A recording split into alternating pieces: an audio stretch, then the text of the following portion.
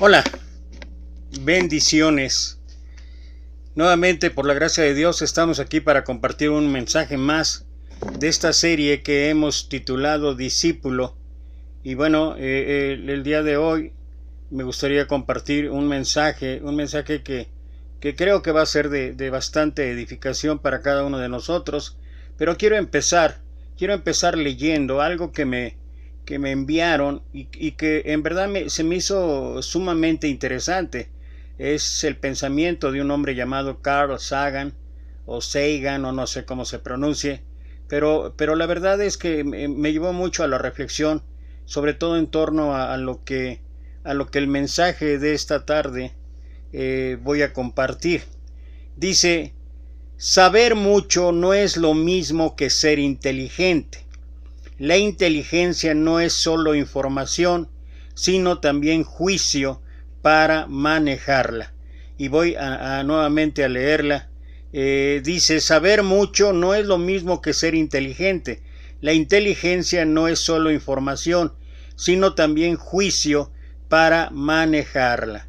Y creo que es importante esto porque nos ayuda a entender algo que está en la Escritura, algo que tiene que ver con esto, de que hay ocasiones en que nos hemos centrado tanto en el conocimiento, en conocer a fondo la sana doctrina, y vuelvo a reiterar, no estoy hablando de que no se tenga que aprender la sana doctrina, por supuesto, y es un mandato de nuestro mismo Señor Jesús, ahí en Juan 5:39, donde empieza diciendo: escudriñad las Escrituras, pero creo que también es menester no llegar al otro extremo, en donde más que conocer o más que saber, porque no hay nadie, pueden ser estudios muy avanzados en hermenéutica, en homilética, en exegesis, en el lenguaje griego, el lenguaje hebreo, en interpretaciones diversas, pero realmente ¿quiénes podemos alcanzar el total de la sabiduría? Es inalcanzable, pero hay ocasiones en que cuando menos nos damos cuenta ya estamos pasando un límite, y eso es precisamente lo que hemos venido hablando en los mensajes anteriores acerca del gran problema que tenían los fariseos. Y lo que vamos a ver hoy tiene que ver con esto, tiene que ver con esta situación. Por eso me gustaría compartir algunos comentarios con respecto al pasaje de este día, el pasaje que está allí en el Evangelio de Lucas, donde Jesús, nuestro maestro, habla acerca de la parábola del fariseo y el publicano. Cuando hablamos de la parábola del fariseo y el publicano, debemos considerar algunos puntos importantes, como son: primero, la audiencia de Cristo. Hemos reiterado también acerca de que una de las reglas de la hermenéutica para poder interpretar adecuadamente cualquier pasaje en la Escritura, debemos seguir ciertos rasgos, ciertas características, ciertos principios para no caer no caer en enseñanzas que puedan ir distorsionadas o que no puedan ser lo adecuado. Entonces, una de las cuestiones que debemos considerar es a quién en ese momento fue escrito, quiénes son los receptores primeros que están escuchando, a quién está dirigida las palabras, en este caso de nuestro maestro, qué es lo que hemos estado hablando para poder aprender y seguir esos principios en la vida de un discípulo. Entonces, nuevamente, debemos considerar, número uno, la audiencia de Cristo. Dice, la audiencia de Cristo eran los fariseos en específico, unos que confiaban de sí como justos. Esta era la situación primordial o principal del sentir de los fariseos. Número dos, las personas que intervienen en la parábola. Por un lado, un fariseo, por otro lado, un publicano. Número tres, la condición de estos dos tipos de personas. Y luego nuestro Señor va a empezar a desglosarla y vamos a ir analizando y reflexionando acerca de lo que va compartiendo en la enseñanza nuestro Señor. Dos hombres subieron al templo a orar, el uno fariseo, el otro publicano.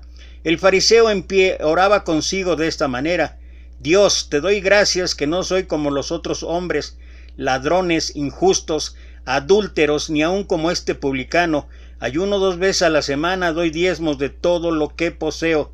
Mas el publicano, estando lejos, no quería ni aun alzar los ojos al cielo, sino que hería su pecho diciendo: Dios, sé propicio a mí, pecador. Eso fue el total de toda su oración acerca que expresó este hombre.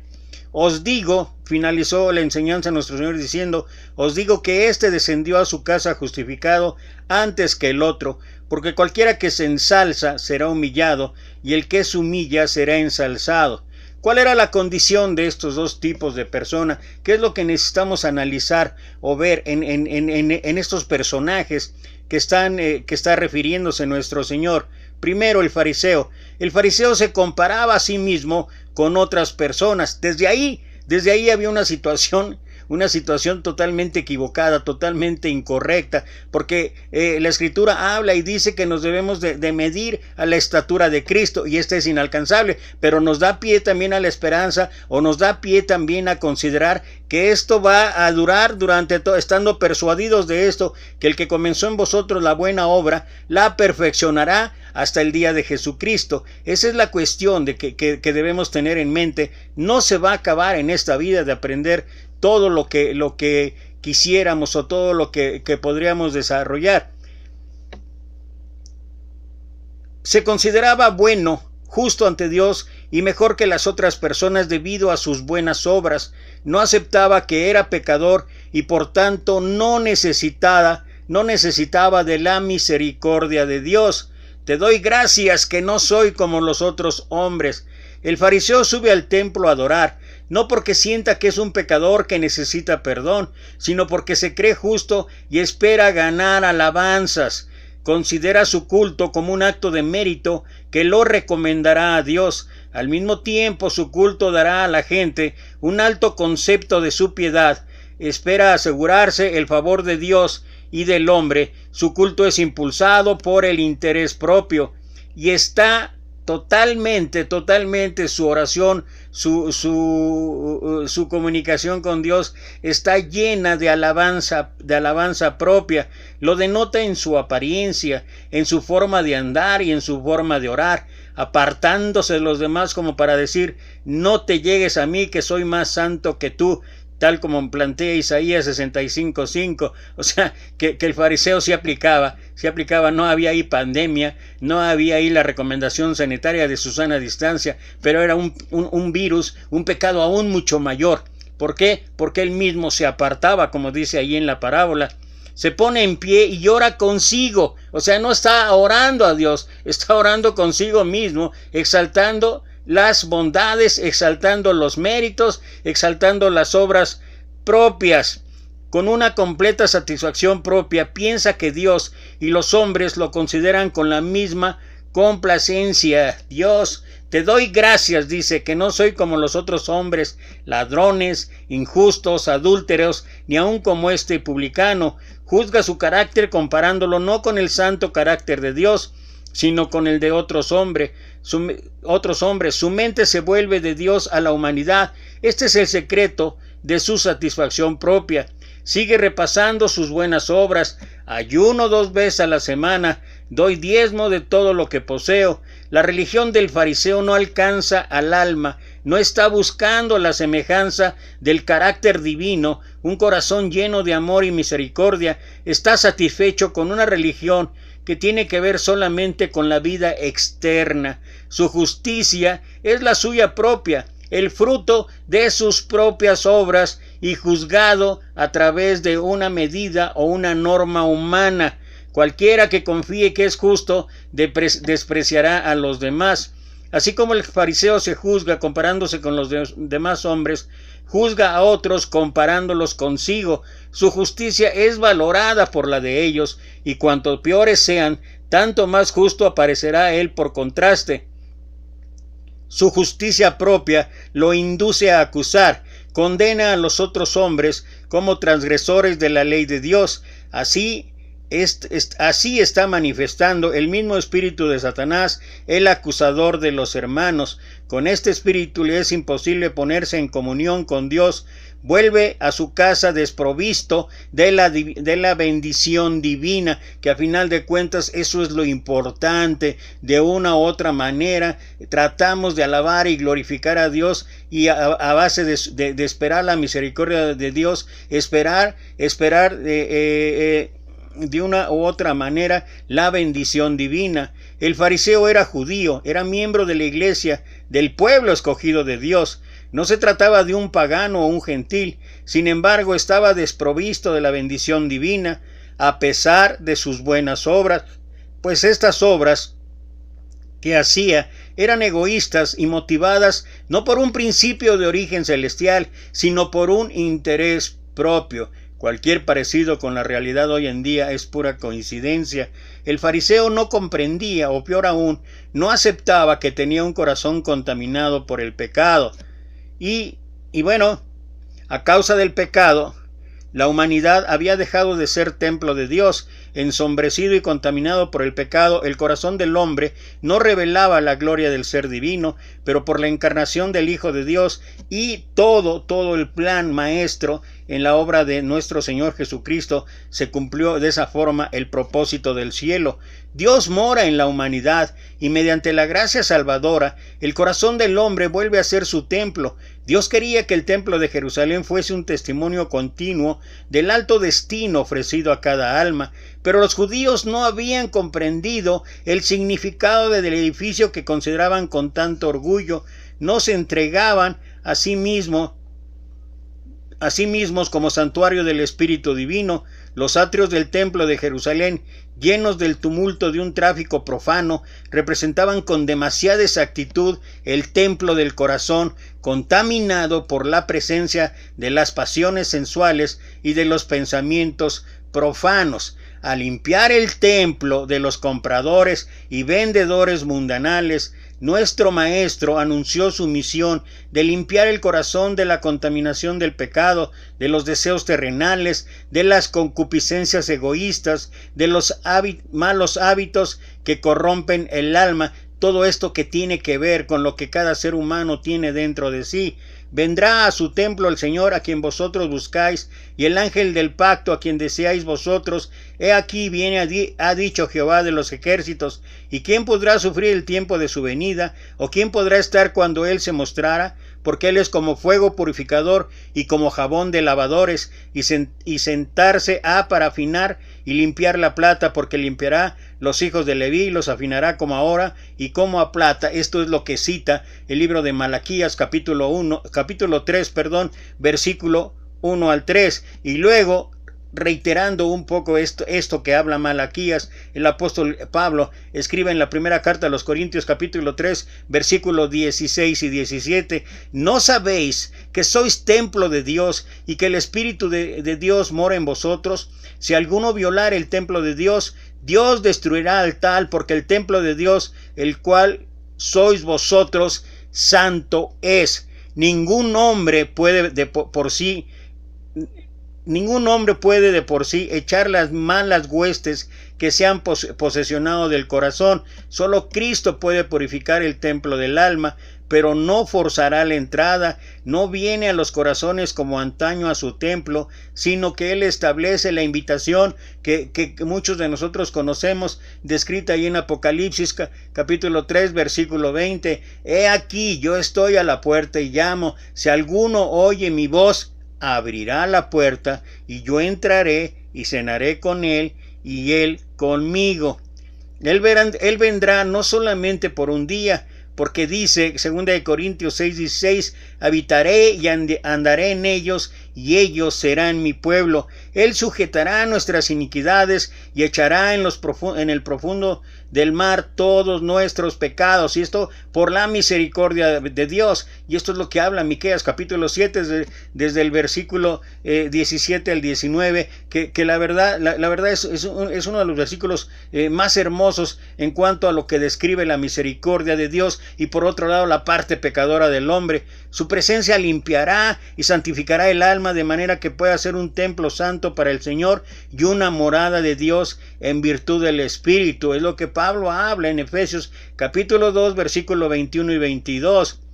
El fariseo no sentía ninguna convicción de pecado. El Espíritu Santo no podía obrar en él. Su alma estaba revestida de una armadura de justicia propia que no podía ser atravesada por los aguzados y bien dirigidos dardos de Dios arrojados por manos angélicas. Cristo puede salvar únicamente al que reconoce que es pecador. Recuerda las bienaventuranzas, la primera bienaventuranza: bienaventurados los pobres en espíritus, porque de ellos es el reino de Dios. Y la primera bienaventuranza habla acerca de la humillación que cada ser humano debe de tener para considerar que sin Dios no somos nada, que somos como mendigos en la cocina de Dios, esperando migajas, y a cambio de ello recibimos un banquete. Cristo puede salvar únicamente al que reconoce que es pecador. Él vino para sanar a los quebrantados de corazón, para pregonar a los cautivos libertad y a los ciegos vista, para poner en libertad a los quebrantados. Eso fue lo que habló por primera vez ahí en la sinagoga, que está descrito en Lucas capítulo 4, versículo 18. Pero los que están sanos no necesitan médico. ¿Te acuerdas cuando él estaba ahí siendo cuestionado por los fariseos, que comiendo con publicanos y pecadores, y que dijo: a la verdad los justos no necesitan, los sanos no necesitan de médicos, son los enfermos, y a ellos he venido? Debemos conocer nuestra verdadera condición, pues de lo contrario no sentiremos nuestra necesidad de la ayuda de Cristo. Debemos comprender nuestro peligro, pues si no lo hacemos no huiremos al refugio. Debemos sentir el dolor de nuestras heridas o no desearemos curación. El publicano, en cambio, no se comparaba con otras personas, sino que examinaba a sí mismo a la luz de la ley. Se consideraba pecador y se veía indigno de acudir a la presencia de Dios. Necesitaba de la misericordia de Dios, y así como él, todos nosotros sin excepción necesitamos para nuestra vida la misericordia de Dios. No hay ninguna manera, no hay ninguna forma de seguir en nuestra vida si no es por la gracia y la misericordia de Dios. Y creo que a veces tenemos una situación o una condición como los fariseos, y navegamos pensando o caminamos pensando que ya no nos hace falta nada, y la medida que llevamos o la estatura que nos medimos es la estatura de los demás, y mientras más fallas tengan los demás, y que todos tenemos fallas, pero eso es lo que no queremos ver, más justos o mejores nos sentimos nosotros. Perdón. Dios, ten misericordia de mí, pecador. La oración jactanciosa y presuntuosa del fariseo demostró que su corazón estaba cerrado a la influencia del Espíritu Santo. Por estar lejos de Dios, no tenía idea de su propia corrupción, que contrastaba con la perfección de la santidad divina. No sentía necesidad alguna y nada recibió. El publicano también era judío, pero a diferencia del otro judío, el publicano sí reconocía su verdadera condición ante Dios. Él había ido al templo con otros adoradores, pero pronto se apartó de ellos. Él se apartó porque se sentía indigno de unirse en sus devociones. Estando en pie lejos, no quería ni aún alzar los ojos al cielo, sino que hería su pecho con amarga angustia y aborrecimiento propio. Sentía que había obrado contra Dios, que era pecador y sucio. No podía esperar misericordia ni aun de los que le rodeaban, porque lo miraban con desprecio. Sabía que no tenía ningún mérito que lo recomendara a Dios, y con una total desesperación clamaba: Dios, sé propicio a mí, pecador. No se comparaba con los otros. Abrumado por un sentimiento de culpa, estaba como si fuera solo en la presencia de Dios. Su único deseo era el perdón y la paz. Su único argumento o su única arma era esperar la misericordia de Dios, y fue bendecido. Dice nuestro maestro: os digo que éste descendió a su casa justificado antes que el otro. Tanto el fariseo como el publicano eran pecadores ante Dios y ante la ley. Por tanto, ambos están bajo condenación. Y mira lo que Pablo dice en Romanos 5:12. Por consiguiente, vino la reconciliación por uno, así como el pecado entró al mundo por un hombre, y por el pecado la muerte, y la muerte así pasó a todos los hombres, pues que todos pecaron. Todos los seres humanos descendientes de ese Adán caído en pecado somos engendrados con una naturaleza que tiende al pecado, con una inclinación al mal, y por ello estamos bajo condenación aún desde el mismo vientre de nuestra madre. Dice el Salmo 51:5: He aquí, en maldad he sido formado, y en pecado me concibió mi madre. Salmo 58:3: Enajenáronse los impíos desde la matriz, descarriáronse desde el vientre, hablando mentira. Isaías 48:8: Si nunca lo habéis oído, ni nunca lo habéis conocido, ciertamente no se abrió antes tu oreja, porque sabía que desleal habías de desobedecer, por tanto te llamé rebelde desde el vientre. Romanos 7:19-21: Porque no hago el bien que quiero, mas el mal que no quiero hago, y si hago lo que no quiero, ya no obro yo, sino el mal que mora en mí. Es la lucha que establece Pablo entre la carne y el espíritu, ahí en Romanos capítulo 7, desde el 15 hasta el 25.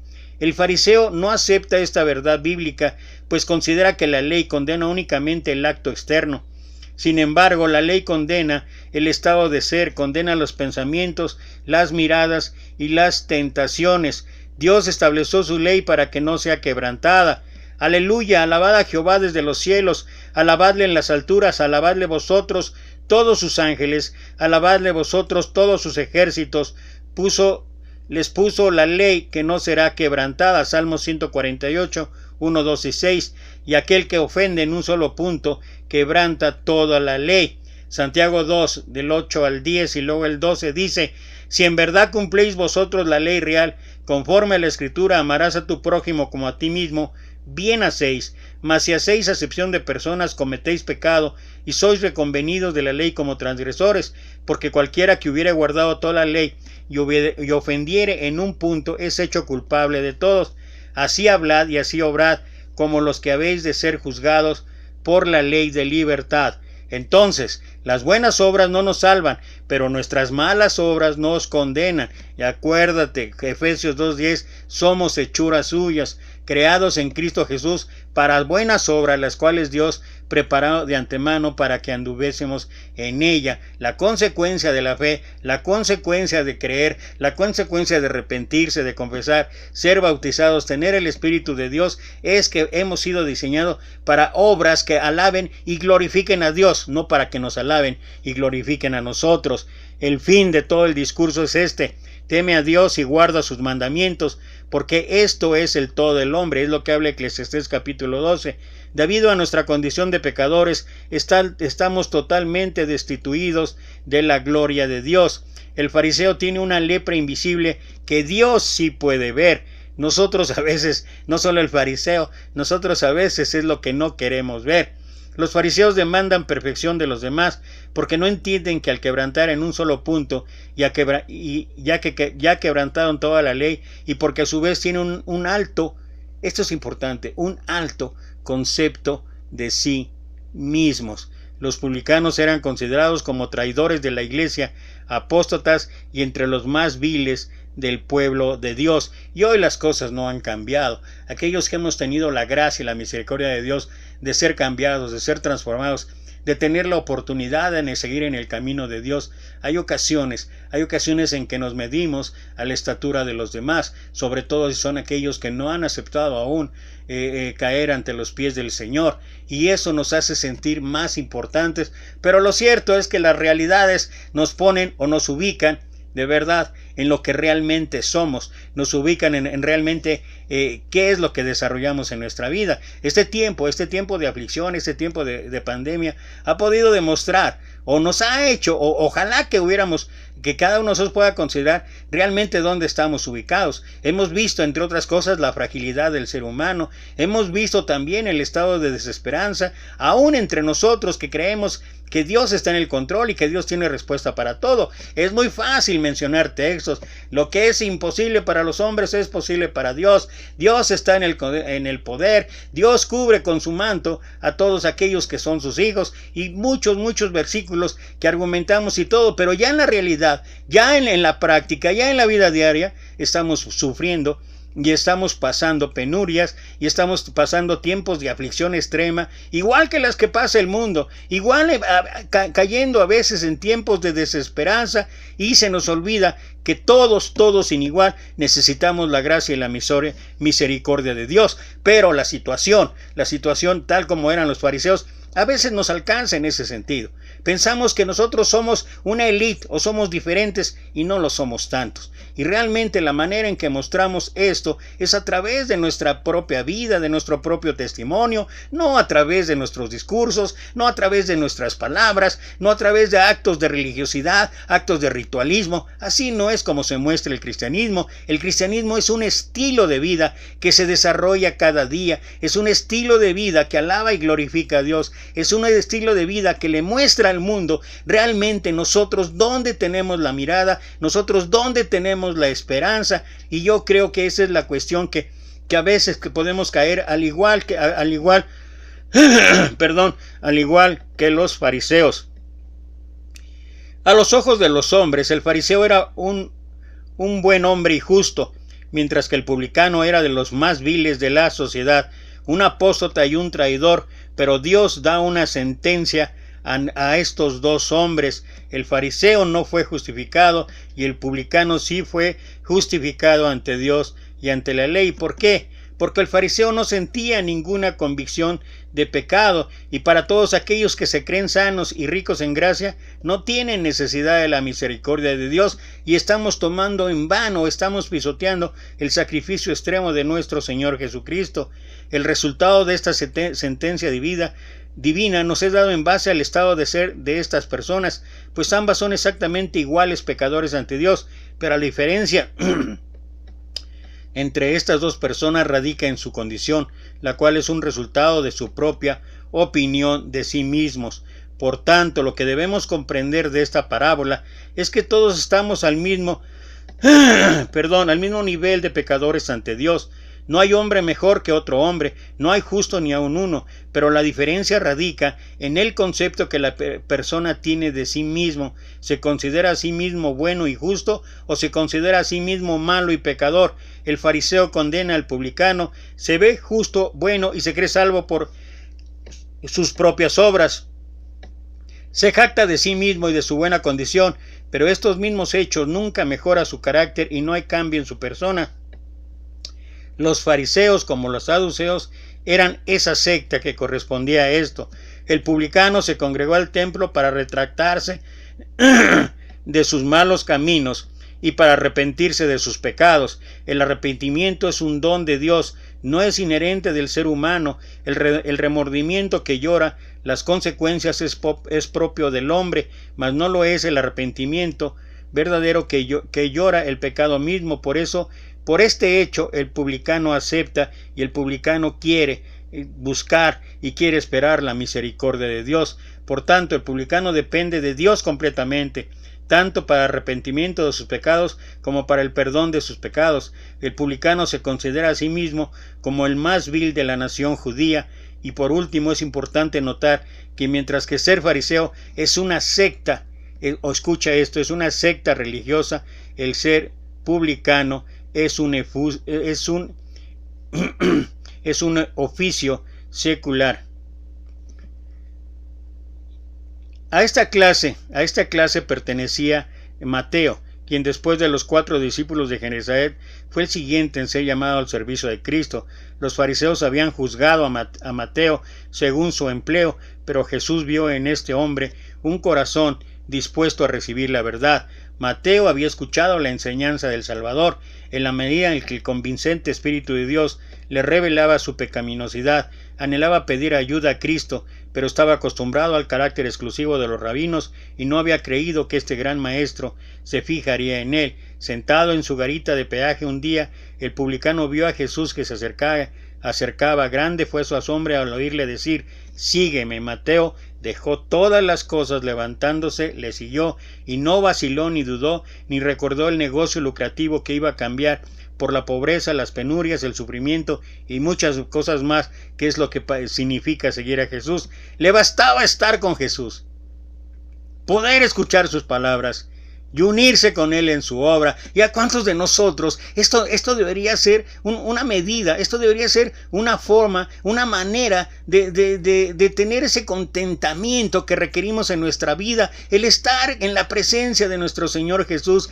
a través de la Escritura, a través de la oración, a través de la alabanza, a través de la comunión unos con otros, a través de 1000 formas que existen hoy en día para estar escuchando, para estar oyendo, para estar viendo, para que en nuestra propia vida reconozcamos y a través del agradecimiento podamos expresarle a Dios de verdad quién es Él y quiénes somos nosotros. Y en verdad que esto debe ser lo que marque nuestra vida. Hoy en este tiempo tan difícil, nuestra gran pasión, nuestra gran salida, nuestra gran satisfacción debería ser estar pasando más tiempo con Jesús. Mientras que el fariseo por su oficio religioso tenía una lepra invisible, el publicano por su oficio secular trabajaba para Roma, tenía una lepra visible a los ojos de los hombres. Pero Dios ve lo que los ojos de los hombres no pueden ver. Jesús vio en este hombre un corazón dispuesto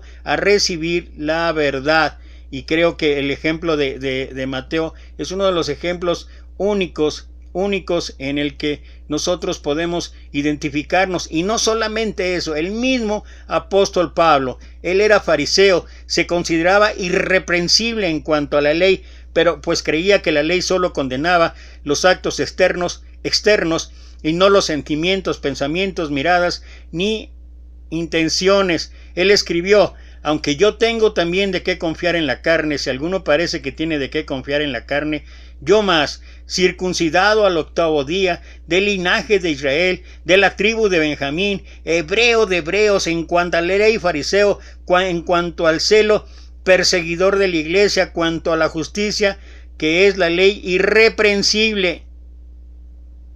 Pero después, el apóstol Pablo dice que en cuanto a la justicia que hay en la ley, es decir, en lo referente a las obras externas, era irreprensible, pero cuando él discernió el carácter espiritual de él, se reconoció pecador, juzgado por la letra de la ley como los hombres la aplican a la vida externa. Él se había abstenido de pecar, pero cuando miró en la profundidad de los hombres de Dios y vio los preceptos, se vio a sí mismo como se veía, se humilló profundamente y confesó así su culpabilidad. Y yo, aparte de la ley, vivía en un tiempo, mas cuando vino el mandamiento, revivió el pecado y yo morí. Y entonces, cuando vio la naturaleza espiritual de la ley, se le mostró el pecado en todo su horror, y su estimación propia terminó.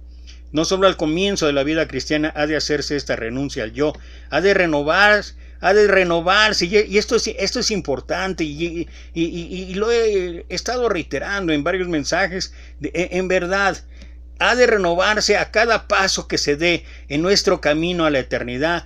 Todas nuestras buenas obras dependen de un poder que está fuera de nosotros. Acuérdate que Pablo dice: la competencia no es de nosotros, pues nuestra competencia viene de Dios. Por tanto, debe haber un continuo anhelo del corazón en pos de Dios y una continua y ferviente confesión de los pecados que quebrante el corazón y humille el alma delante de Él. Únicamente podemos caminar con seguridad mediante una constante renuncia al yo y de presencia y dependencia de Cristo. Mientras más nos acercamos a Jesús y más claramente apreciamos la pureza de su carácter, más claramente discerniremos la excesiva pecaminosidad del pecado y menos nos sentiremos inclinados a ensalzarnos a nosotros mismos. Y creo que con esto quiero solamente compartir algunos versículos así como empecé, pero creo que la idea fundamental, la expresa Pablo, la idea fundamental de esta enseñanza que nos dio nuestro amado Maestro está en lo que Pablo escribió ahí en la primera carta a Timoteo, capítulo 1, versículo 15. Palabra fiel y digna de ser recibido de todos, que Cristo vino al mundo para salvar a los pecadores, de los cuales yo soy el primero. Y cuando uno puede ver, de verdad, cuando uno puede ver el testimonio, un testimonio vivo, un testimonio real del apóstol Pablo, cuando uno puede ver la vida del apóstol Pablo después de rendirse, después de humillarse, después de doblar rodilla ante el Señor, cuando tú vas a la segunda carta a los Corintios capítulo 11 y ves lo que pasó en los siguientes 18, 20 años en su ministerio y todo lo que vivió, todo lo que enfrentó, todas las circunstancias que pasó, uno puede decir, wow, vaya consagración de este hombre, el escritor de cuántas y cuántas cartas del Nuevo Testamento. Y ese hombre es el que decía, de todos los pecadores de los cuales yo soy el primero. Y uno puede preguntarse, ¿por qué, Pablo? ¿Por qué? Si nosotros conocemos a través de la Escritura tu vida, tu consagración, tu testimonio, hemos visto cómo, Pablo, te has prácticamente muerto en la lucha de glorificar a Dios por sobre todas las cosas. Propiamente has ido al extremo de la batalla. ¿Y cómo puedes decir, Pablo, o qué quieres enseñarnos? ¿Y qué querías, sino mención de la parábola del fariseo y el publicano? ¿Qué es lo que nos quiere mostrar Pablo? No es que estuviera pecando, aunque realmente lo que dice también el apóstol Juan, capítulo 1, versículo 8, si decimos que no tenemos pecado, nos engañamos a nosotros mismos. Y eso es en cualquier situación, hayas o no hayas aceptado el plan de salvación, en cualquier situación estamos pecando. La diferencia es que el versículo 9 establece la manera en que nuestra vida tiene que ser diaria. Si confesamos nuestros pecados, Él es fiel y justo para perdonar nuestros pecados y limpiarnos de toda maldad. Y yo creo que esto es lo que realmente deberíamos hacer, y esa es la idea de lo cual Pablo dice, de los cuales yo soy el primero.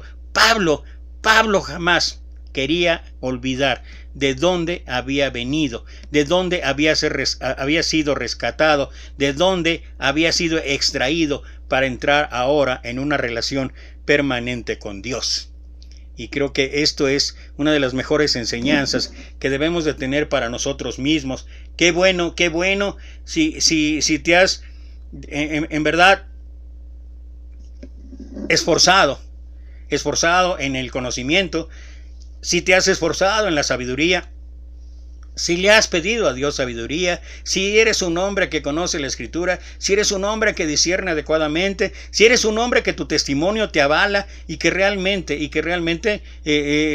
pudiera decirse que eres alguien que alaba y glorifica a Dios. Pero igual que tú, igual que yo, igual que todos, requerimos y necesitamos la misericordia de Dios. Y ojalá que nunca lo olvidemos. Ojalá que nunca se vaya de nuestra mente esta situación. Por eso me encantó, es la reflexión con la que empecé. Saber mucho no es lo mismo que ser inteligente. La inteligencia no es solo información, sino también un juicio para manejarla. Y con esto termino prácticamente, y es para reflexión de cada uno de nosotros. Se escribe en Hebreos, en el capítulo 5, versículo 11 en adelante. Acerca de esto tenemos mucho que decir y difícil de explicar, por cuanto os habéis hecho tardos para oír, porque debiendo ser ya maestros después de tanto tiempo, tenéis necesidad de que se os vuelva a enseñar cuáles son los primeros rudimentos de la palabra de Dios, y habéis llegado a ser tales que tenéis necesidad de leche y no de alimento sólido. Y todo aquel que es partícipe de la leche es inexperto en la palabra de justicia, porque es niño.